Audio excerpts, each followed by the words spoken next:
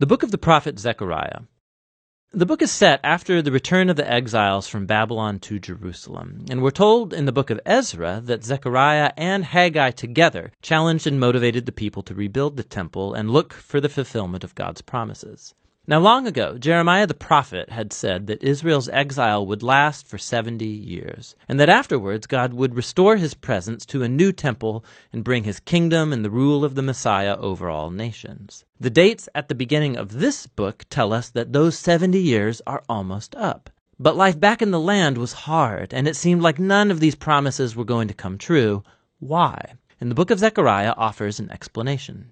It has a fairly clear design. There's an introduction which sets the tone for a large collection of Zechariah's dream visions, and that's concluded by chapters 7 and 8. And then this is followed by two more large collections of poetry and prophecy. Let's just dive in and see how the book works. It begins with Zechariah's challenge to his generation to turn back to God and not be like their ancestors who rebelled and refused to listen to the earlier prophets, which landed them in exile. And so now the returned exiles respond positively to Zechariah. They repent and humble themselves before God, or so it seems. The next large section is a collection of 8 nighttime visions that Zechariah experienced. And just to prepare you, these are full of very bizarre, strange images, a lot like your dreams. The idea that God communicates to people through symbolic dreams, it's very old. It goes back to the book of Genesis. The dreams of Jacob or Joseph or Pharaoh, these gave meaning to current events at the time, but they also gave a window into the future. And so Zechariah has his own dreams now, and they've been arranged in this really cool symmetrical design. The first and the last visions are about 4 horsemen each. They're like rangers patrolling the world on God's behalf, and it's a representation of God's attentive watch over the nations. Their report is that the world is at peace. And in Zechariah's day, this refers to how God raised up Persia to conquer Babylon and bring peace. And so the question now arises, the 70 years of Israel's exile are almost up. Is now the time for the Messianic kingdom in Jerusalem? And God responds by saying that he's determined to fulfill those promises, but he leaves the question of timing unanswered. The second and 7th visions are paired because they're both reflections on Israel's past sin that led up to the exile. So the second vision is about these horns that symbolize the nations that attacked and then scattered Israel, Assyria and Babylon. But then these horns or empires are themselves scattered by a group of blacksmiths, an image for Persia.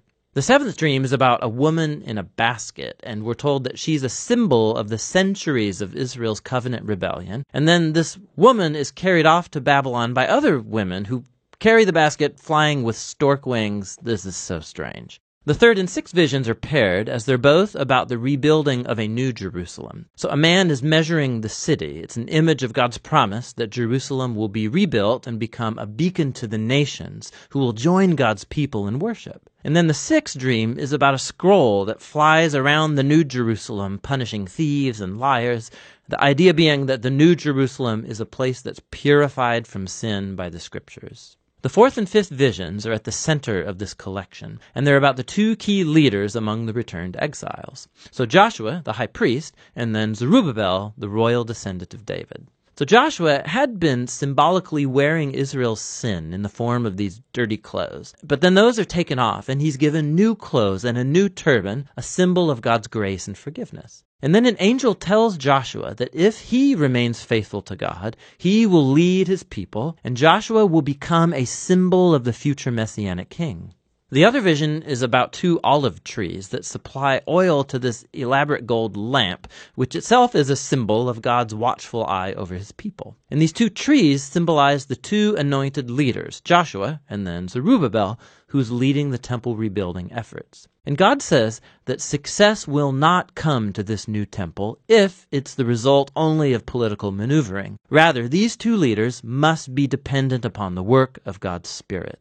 The visions come to a close with a bonus vision from the prophet, and it picks up the themes of the central 4th and 5th visions. It's Joshua, the high priest again, and he's given a crown and presented as a symbol of the future Messiah, who will also be a priest over God's kingdom. And then Zechariah closes it all out, saying that all of these visions will be fulfilled only if the current generation is faithful to God and obeys the terms of the covenant. And so altogether, these three visions emphasize how the coming of the Messianic kingdom is conditional upon this generation being faithful to God. Which leads to the conclusion of the dreams. It's another challenge from Zechariah, and a group of Israelites come, and they've been mourning over the former temple's destruction for nearly 70 years.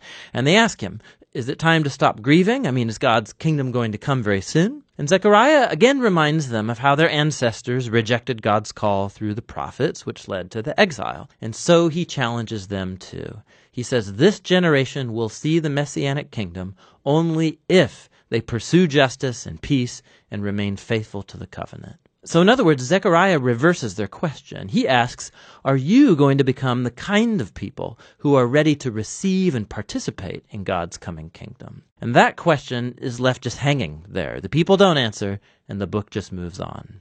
And so we come to the final sections that are very different from chapters 1 to 8. Each section is a kaleidoscopic collage of poems and images about the future Messianic kingdom. So the first one, chapters 9 to 11, describe the coming of the humble Messianic king who's riding a donkey into the New Jerusalem to establish God's kingdom over the nations. But then, all of a sudden, this king, he's symbolized as a shepherd over the flock of Israel, and then he's rejected. First by his own people, but then also by their leaders, who are also symbolized as shepherds. And so God hands Israel over to these corrupt shepherds. And it raises the question, will Israel's rejection of their king last forever? In the final section, chapters 12 to 14, say no. It's another mosaic of poems and images about the future Messianic kingdom. And they depict the New Jerusalem as a place where God's justice will finally confront and defeat evil among the nations. It's very similar to the same themes in Prophet Joel or Ezekiel. But then God also will confront the rebellion within the hearts of his own people. He's going to pour out his Spirit on them, he says, so that they can repent and grieve over the fact that they have rebelled and rejected their Messianic shepherd. The final chapter concludes with the New Jerusalem as the gathering point for all of the nations. And then this city becomes a new Garden of Eden, and there's a river of living water flowing out of the temple, bringing healing to all of creation, and that's how the book ends. And so Zechariah just leaves you to ponder the connection between chapters 1 through 8 and 9 to 14. And the point seems to be that this future Messianic kingdom of the book's second half will only come when God's people are faithful to the covenant, the point of the first half. Reading the book of Zechariah is a wild ride. These visions and poems are full of startling imagery, and they do not follow a linear flow of thought. And that's part of the point. It's like history and our lives. It doesn't always fit into neat, orderly patterns. But the prophets offer us glimpses of God's hand at work, guiding history towards his own purposes. And so ultimately, Zechariah invites us to look above the chaos and hope for the coming of God's kingdom, which should motivate faithfulness in the present. And that's what the book of Zechariah is all about.